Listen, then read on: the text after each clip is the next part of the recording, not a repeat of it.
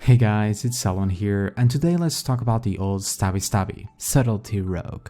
So what's it all about? Well, Subtlety has a big emphasis on stealth and the shadows, or as it's called in combat, Shadow Dance. Shadow Dance is the bread and butter of Subtlety. Having 2 charges, it mimics the effects of being stealthed, allowing you to use all of its abilities, including Shadowstrike, a more powerful version of your filler Backstab, generating 2 combo points instead of 1 from Backstab. Combo points is one of your main resources along with energy. Most abilities cost energy to use while at the same time give you combo points. Others will then spend those combo points in order to deal damage, and where most of your DPS is gonna come from, called finishers. Nightblade dots, increasing your damage to the target by 15% or eviscerate, simply doing damage. Along with Shadow Dance, there's Symbols of Death, a short cooldown generating 40 energy and increasing your overall damage by 15%, and Shadow Blades, making your auto attacks deal shadow damage and makes your combo generating abilities generate an extra. Your artifact ability is Gormaw's Bite, providing 3 combo points, generating energy over time, and makes your next 3 finishers free of energy. There's also a couple of passives, Deepening Shadows, making your finishing moves reduce the cooldown of Shadow Dance by 1.5 seconds per combo point. Shadow Techniques grants your auto attacks a chance to give you a combo point, and Relentless Strikes refrains 6 energy per combo points on your finishers. Finally, there's Finality, in making your Eviscerates or Nightblade make your next use of those same finishers do increased damage. As for talents, are mainly gonna be boring choices, primarily damage increases is what's gonna perform the best currently, depending on your character and gear. In the first tier, there's Master of Subtlety, generally the best option, increasing your damage by 10% while in stealth and 5 seconds after it, and works with Shadow Dance. However, if you don't have the Lego Shoulders, one of your best, that do the same but provides a short chance to crit for the same amount of time, Gloomblade is gonna perform slightly better, increasing the damage of your filler Backstab and bypasses armor, so even more damage. It also works nicely with your tier 21. Weapon Master can also work, although it's gonna be worse as it's highly based on RNG. The difference in DPS between Gloomblade and Master of Subtlety is not huge unless you have the Lego Shoulders or tier pieces. On your character it might be different though, so test for yourself. In general, Master of Subtlety is going to be the best. Tier 2 is gonna follow the same idea. Night Stalker works in a very similar way to Master of Subtlety, increasing your damage by 10% while in stealth or Shadow Dance. So just more flat damage increase, stacking pretty well. That said, it falls to the same reasoning with your Lego Shoulders, although perfectly usable with health. If you're running with Gloomblade or tier 21 4th set piece, Shadow Focus is gonna perform slightly better by reducing the energy cost of your abilities while in Shadow Dance, meaning you can put more of them in there. Once more, the DPS difference isn't that huge and depends on your character, so test them out or sim them. Third tier Deeper Stratagem is what's gonna perform the best, essentially another percentage damage increase of 5% on your finishers, plus it gives another combo point, so more damage on said finishers, from 5 to 6 combo points.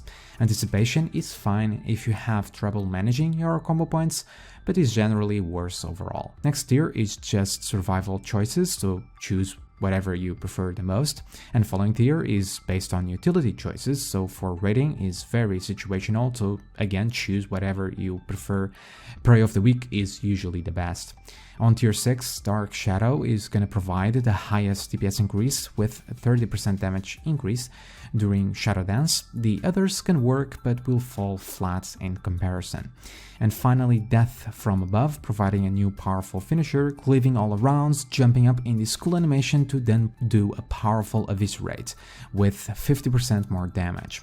Master of Shadows can also work somewhat if you're really undergeared. Nowadays is not that worthwhile, and Marked for Death doesn't work all that well in Subtlety. As for your multi-target build, not much changes really. No talent is gonna highly benefit you in that way, mostly because AoE instability is a glorified single target rotation.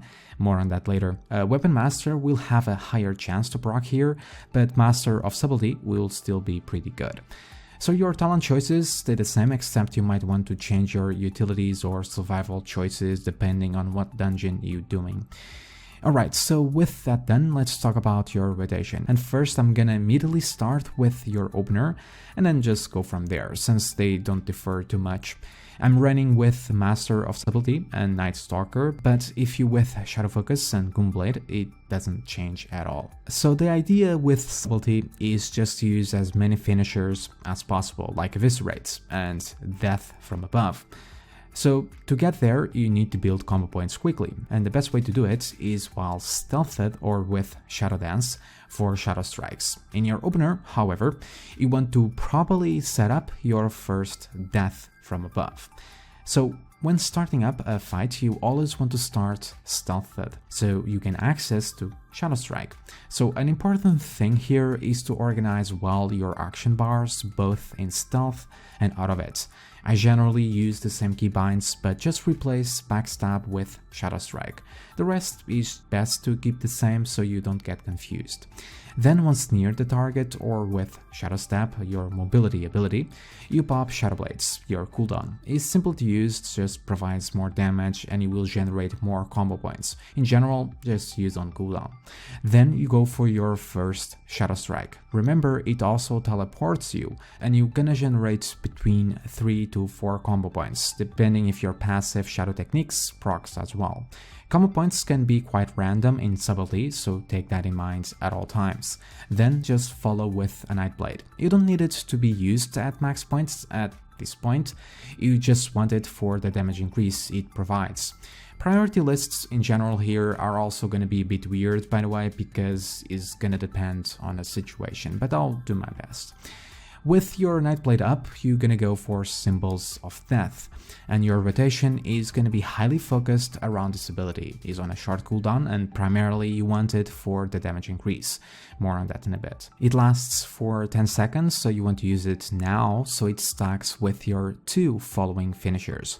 Then you go for Shadow Dance, get the cooldown rolling, enabling you to keep on using Shadow Strikes, which you want to use too. There is a small delay from your UI to update from out of stealth to stealth when you use Shadow Dance. So setting up a macro here is a good idea, so check in the description for that. Then go for an Eviscerate to get Finality.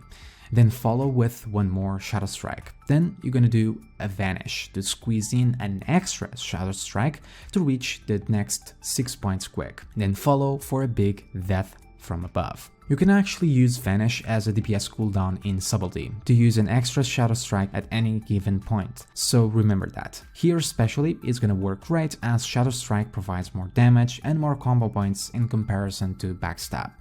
If you have the Lego Shoulders, you definitely want to use it here and before any Death from Above when it's available, to make sure it's gonna crit.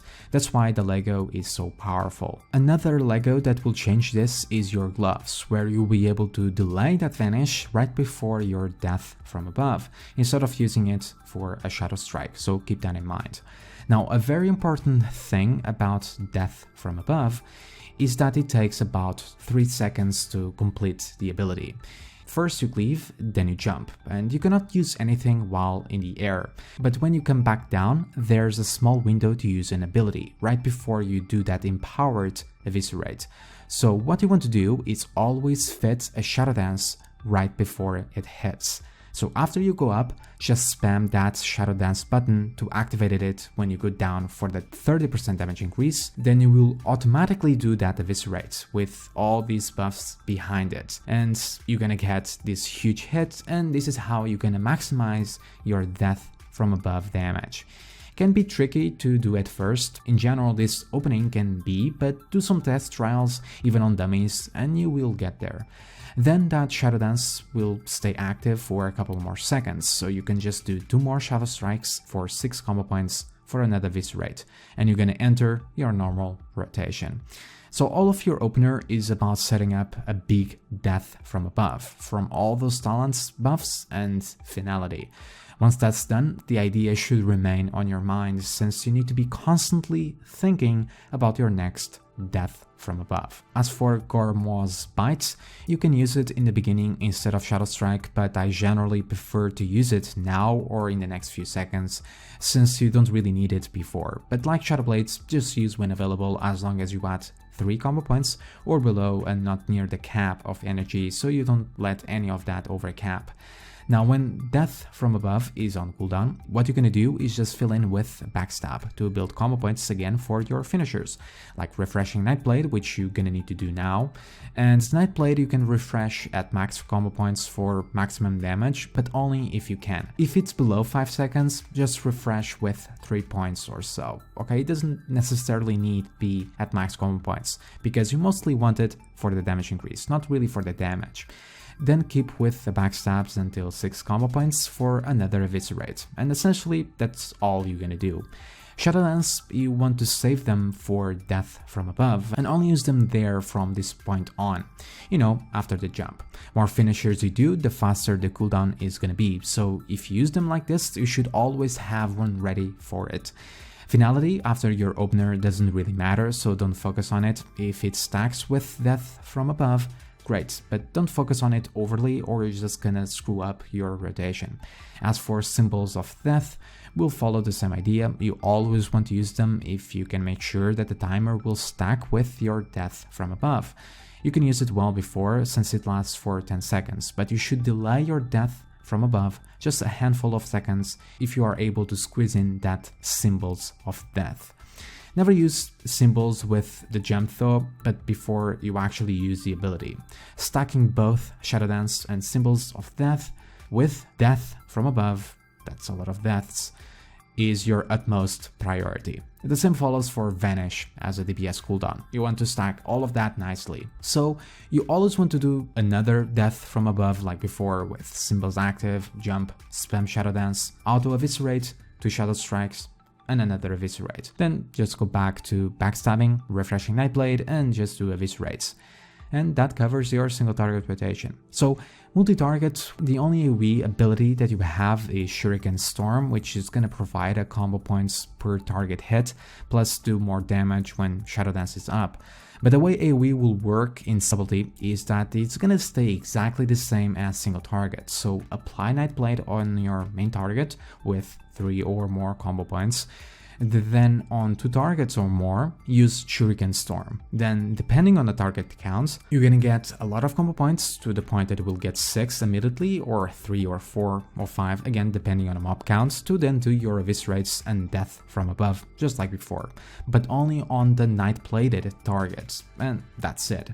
As for Shadow Dance, you no longer need to spam on the jump shenanigans, but use before it, so the damage increase benefits the cleave that it does. Then after, just do those empowered Shuriken Storm. Basically, you will just do loads more finishers, which means you're also gonna get more Shadow Dances, so you can more freely use them. Shuriken Storm also increases eviscerates damage from Shuriken combo, and it stacks, so your AoE is actually pretty good, even though at first it does seem quite weird, as it's different from most specs. You use multiple targets to benefit your single target's damage, which in turn will be on par with most AoE abilities from other specs, so keep that in mind. And that covers it all. In terms of advanced topics, it will all be about managing your Symbols of Death, Vanish, especially with the Lego, Death from Above, with Shadow Dances to pull the best numbers. All that management is going to be the sole factor in your overall DPS. Getting all of that perfectly is going to take some time, so don't be discouraged. As long as you follow those rules, and once you get the idea of your timers, buffs, cooldowns and all of that, it will fall to muscle memory, really. You also have tons of survivability, Cloak of Shadows, Invasion, Healing, Feint, so remember to use all of that to survive, alright? Or to soak. You also have a good amount of utility, so remember it in dungeons. As for your tier set, will change a couple of things. You will get Symbols of Death more frequently, which will actually make it easier to combo with your Death from Above and whatnot, so take that in mind. And the fourth piece will also allow for more finishing moves, so there's a great synergy on how your spec works with your set. But in the end, it's just more of the same, but well, more of it. Stats. Well, Mastery is gonna perform the best here since it increases your finisher's damage, which again is what this spec is all about. That coupled with versatility and item level or agility is gonna be best for you just to get more and bigger numbers. Crit can also be pretty much up there, while Haste is the least beneficial. As always, some of that will change depending on your characters. They will start to value at certain points, so remember to sim. As for legendaries, your biz is clearly the shoulders for the reasons we already talked about, and the gloves, which I also talked about earlier, for more combo points. Your wrists can also be pretty good for more frequent shadow blades, or the cloak for AoE, but in general won't change your gameplay too much, so not a lot to say besides the shoulders and the gloves. And guys, that covers it all. I hope it was helpful. Check in the description for the add-ons and the macro and other goodies. As always, have a fantastic day, and I'll see you all next time. Bye bye.